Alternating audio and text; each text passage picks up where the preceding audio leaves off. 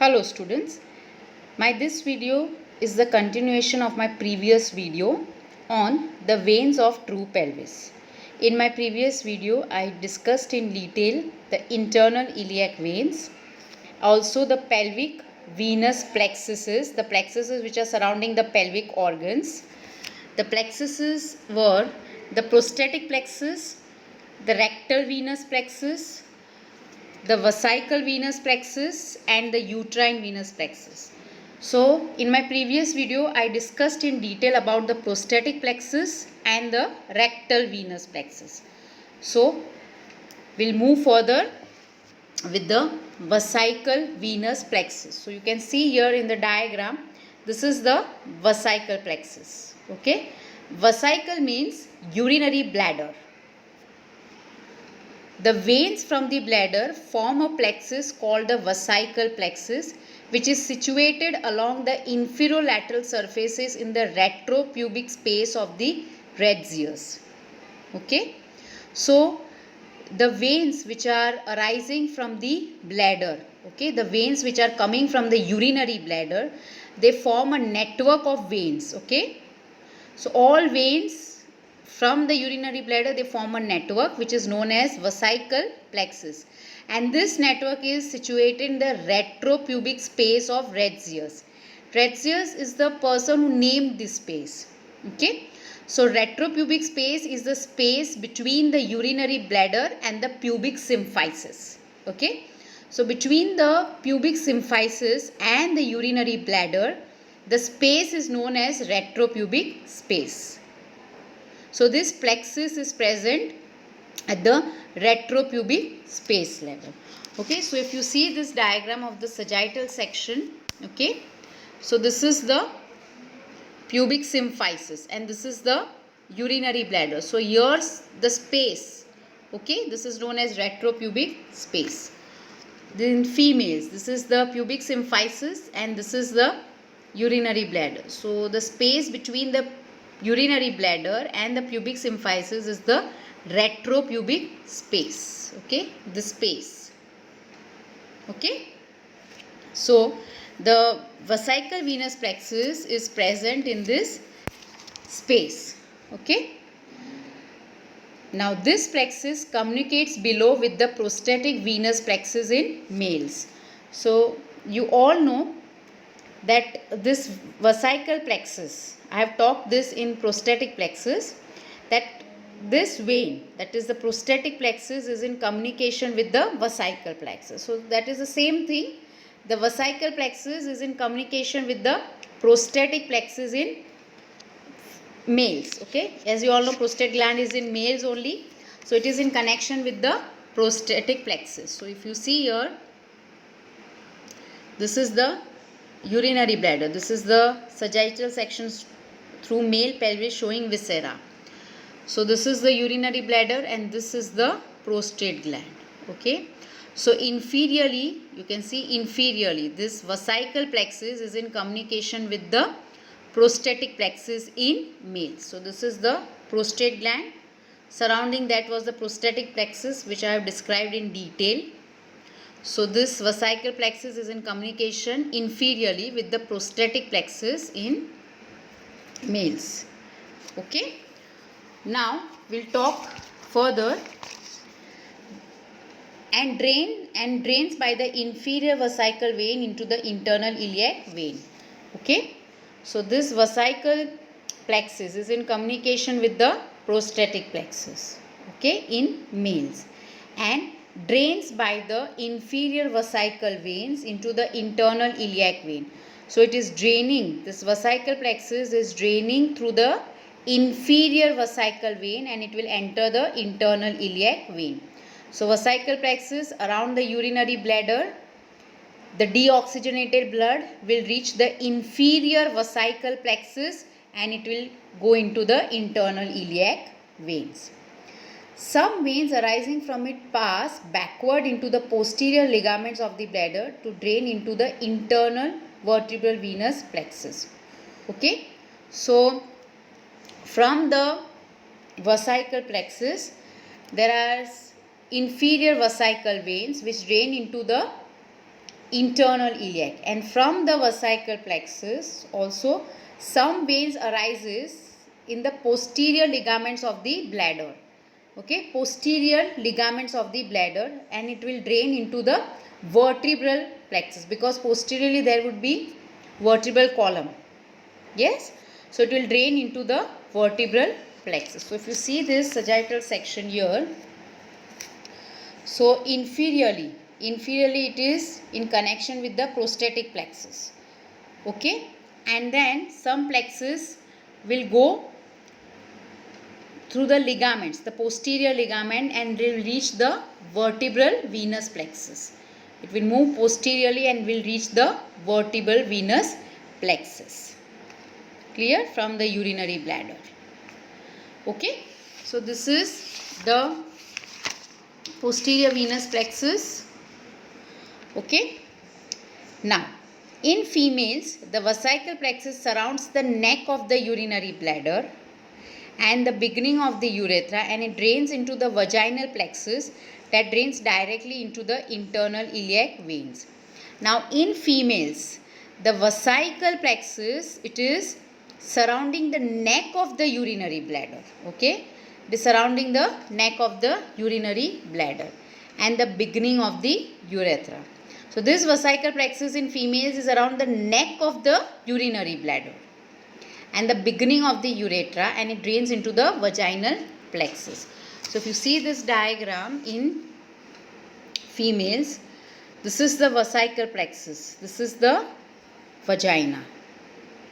Okay, so this vesical plexus in females, it is at the neck of the urinary bladder, the neck of the urinary bladder, the narrowed portion of the urinary bladder. This is the urinary bladder, this. Okay, see, so the narrowed portion of the urinary bladder is the neck and is in connection with the vaginal plexus. Okay, so this is the sagittal section through female pelvis. So you can easily see that the vesical plexus is related to the neck of the urinary bladder and the urethra. Okay, neck of the urinary bladder and the urethra, and it communicates with the vaginal plexus. Okay, it is closed organ is the vagina. It is communicating with the vaginal plexus. Okay, that drains directly into the internal iliac vein. So from this vaginal plexus, it will go directly into the internal iliac vein. So vesical venous plexus, the veins which are coming from the bladder, they form a plexus which is known as vesical plexus, which is situated at the retropubic space. This retropubic space is the space between the urinary bladder and the pubic symphysis. This plexus, it communicates, that is this plexus, it communicates below with the prostatic plexus in males, and it drains via the inferior vesical veins into the internal iliac vein in males.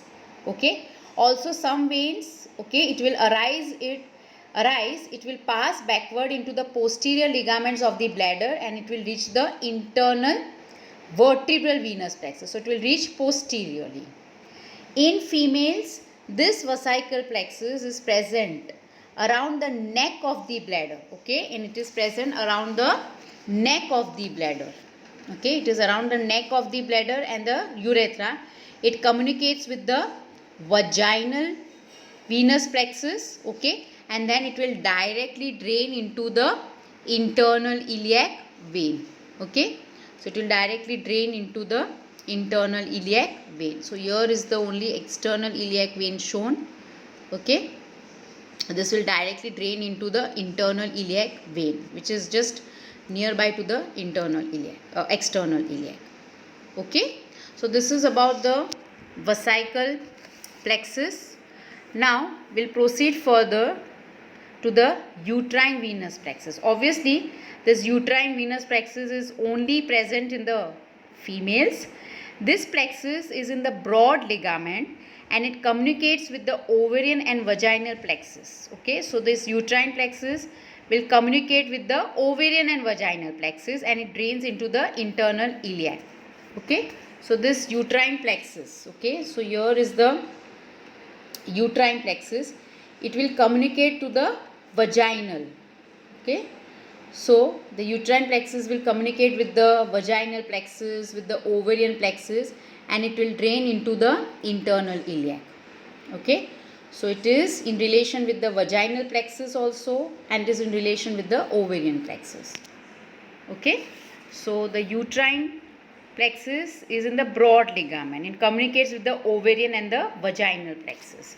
Okay, so in this uterine plexus, if you see, this is the round ligament of the uterus. Okay, it's a round ligament of the uterus. So surrounding this, the uterus, there is one ligament which is the broad ligament of the uterus. Okay, which is not seen in this diagram. Okay, so there is a broad ligament of the uterus. So in the broad ligament is present the uterine plexus, and this plexus is in communication with the vaginal plexus below and the ovarian plexus above, and it directly drains into the internal iliac veins. Okay, so this was the various plexus of the true pelvis. Okay, so till now we studied about the internal iliac, the pelvic venous plexuses, which were the prostatic plexus, the rectal plexus, the uterine venous plexus, and the vesical venous plexus. Now we'll go to the veins of the vertebral column. Okay, so this was the veins of the true pelvis. Okay, these were the veins of the true pelvis. Now these are the veins of the vertebral column. These veins are present in relation to the entire length of the vertebral column, but it is convenient to consider them here. So this is related to the entire length of the vertebral column.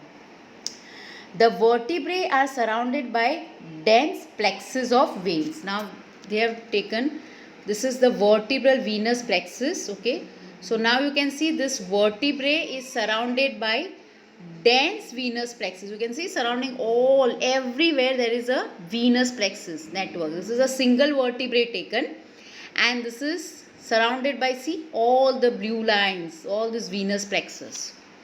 Okay, the plexus is divisible into an external part on the outer surface of the vertebrae and internal part lining the vertebral canal. So now this plexus, okay, this plexus is divisible into the external part. Okay, it is divided into the external part and it is divided into the internal part. Okay, internal part means it is lining the vertebral canal. So when the plexus is lining the vertebral canal, it is the internal plexus. Okay, and when the plexus is lining the outer surface of the vertebrae, it is lining the outer surface of the vertebrae, it is known as the external plexus. Okay, or external part of the plexus. So internal plexus is surrounding the vertebral canal, and external part of the plexus is the outer surface of the vertebrae. Each of these parts is divided into anterior and posterior. So you can see, if we take internal plexus surrounding the vertebral canal, so there is anterior internal plexus, you can see anterior, and posterior internal plexus. So anterior would be towards the body of the vertebrae and posterior would be the spinous process. Yes, external plexus is also divided into anterior, that is to the body of the vertebrae, and posterior, that is towards the spinous process. Yes, so anterior internal plexus, posterior internal plexus, anterior external plexus, posterior external plexus. There are two plexus, external, internal.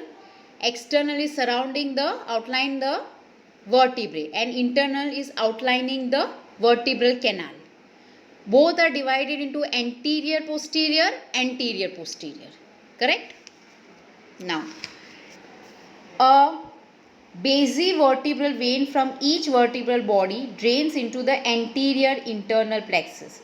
It also communicates with the anterior external plexus. So there is one vein which is known as basivertebral vein. You can see this is the basivertebral vein This vein, okay, arises from each vertebral body. So it arises from each vertebral body, and it drains into the anterior. This is basivertebral vein.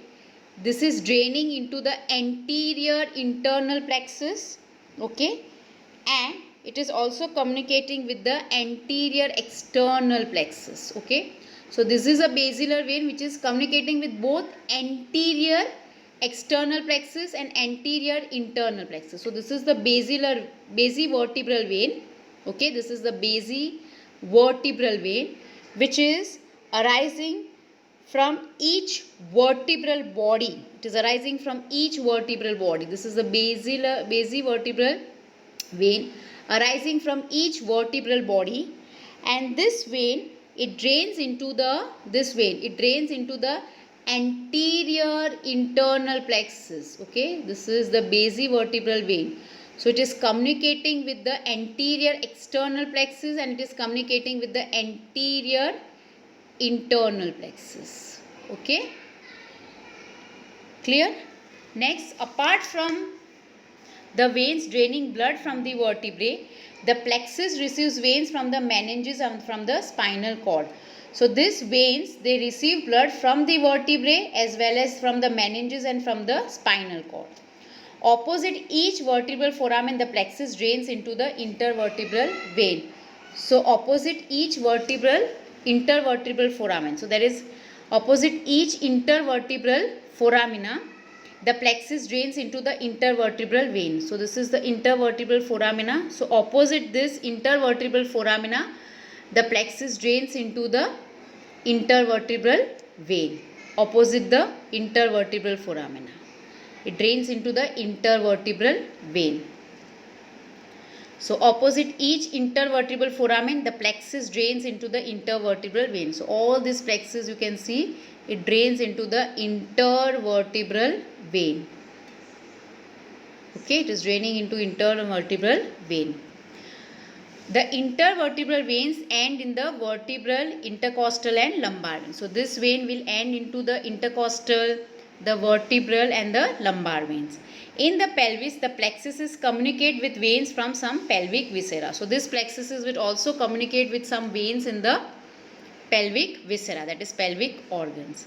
Tumors of this viscera, prostate, may spread to the vertebral bodies through this communication. Now this plexus, okay, it communicates with the pelvic viscera. It communicates with the veins from the pelvic viscera. So this vertebral venous plexus, it communicates with the plexus of the pelvic viscera, that is the prostatic plexus or vesical plexus or the rectal plexus or the uterine or vaginal plexus. So it communicates with the pelvic viscera. So if there is a tumor of the prostate, okay, so this can easily spread to the vertebral bodies through this communication, okay. So this was all about the veins of the vertebral column, okay.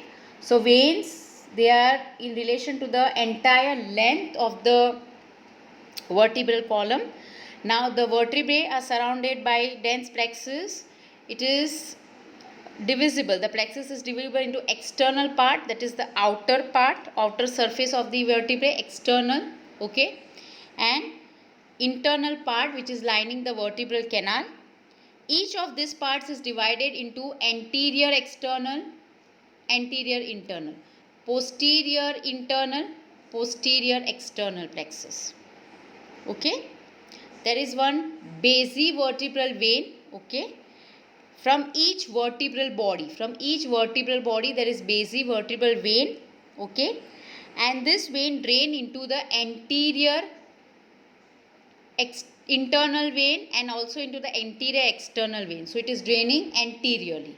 Basivertebral vein from the vertebral body, it drains into the anterior parts of both the plexus, that is external and internal, okay. The next thing is, apart from the veins draining blood from the vertebrae, the plexus also receives the deoxygenated blood from the meninges and from the spinal cord. Now opposite each intervertebral foramen. Okay, there is presence of intervertebral vein. Okay, the plexus drains into the intervertebral vein. So opposite each intervertebral foramen, the plexus, it drains into an intervertebral vein. So all this plexus drains into an intervertebral vein which is opposite the intervertebral foramen. The intervertebral veins, they will end in the vertebral, intercostal and lumbar veins. Okay, now in the pelvis, the plexus, it communicates with this veins, the plexus of the vertebral column, they communicate with the veins of the pelvic viscera or the plexus of the pelvic viscera. So whenever there is tumor of the prostate or tumor of any viscera, it can easily spread through the vertebral bodies through this communication. Okay, so this ends with the veins of the true pelvis as well as the veins of the vertebral column. Okay, thank you students.